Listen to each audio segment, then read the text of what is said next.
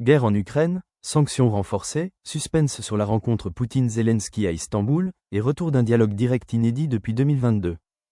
Actu Europe.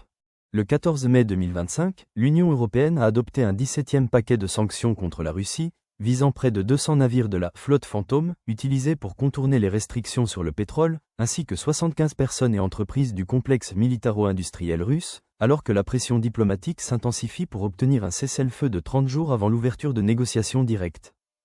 Sur le terrain, l'Ukraine a capturé intact un missile russe S-8000 Banderole, révélant l'utilisation de nombreux composants étrangers malgré les sanctions, ce qui offre à Kiev un avantage technique et souligne les failles du dispositif russe.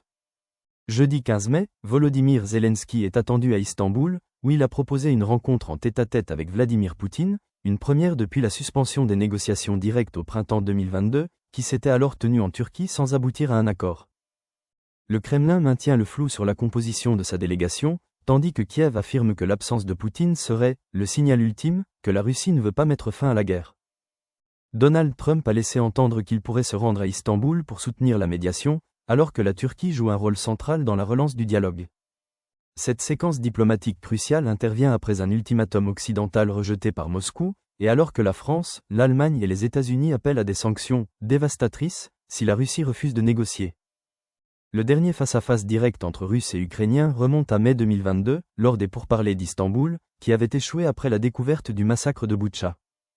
L'issue de la rencontre de jeudi pourrait redéfinir l'avenir du conflit, alors que l'Europe et ses alliés cherchent à maintenir la pression sur le Kremlin et à éviter une paix dictée par Moscou. Commentez ci-dessous. N'oubliez pas de cliquer sur « J'aime » et de vous abonner pour suivre l'actualité en temps réel.